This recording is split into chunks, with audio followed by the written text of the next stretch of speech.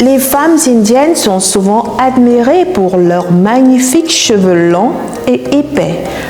Aujourd'hui, plongeons dans les secrets de leur beauté capillaire et découvrons ce qui favorise cette splendeur au-delà des facteurs génétiques.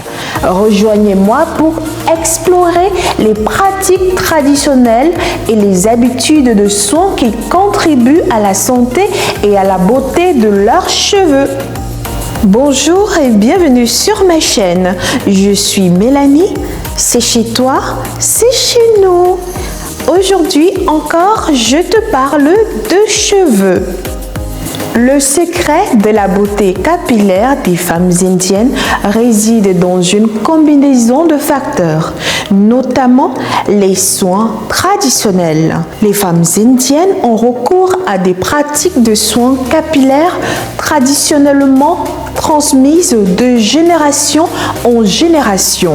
Ça peut inclure l'utilisation de poudres ayurvédiques, d'huiles naturelles et de plantes pour nourrir, fortifier et protéger leurs cheveux.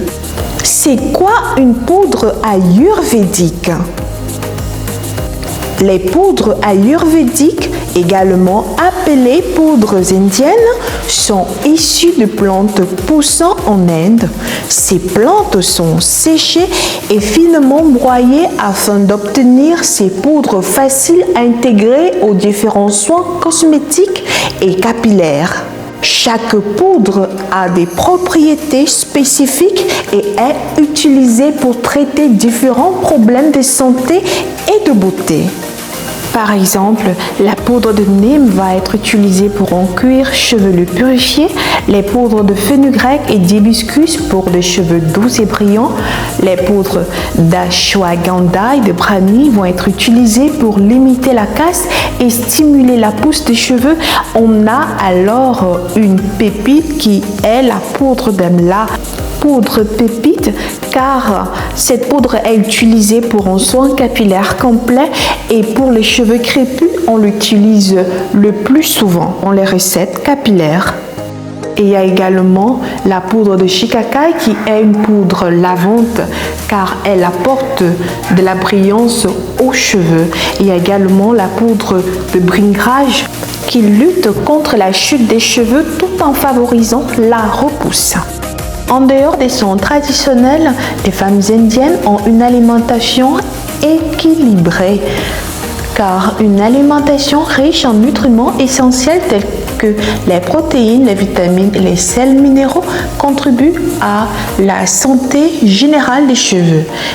Les régimes alimentaires indiens traditionnels comprennent souvent des aliments riches en vitamines A, C, E et en acides gras oméga 3 qui favorisent la croissance des cheveux et maintiennent leur brillance. Une autre technique est l'utilisation d'huile naturelle.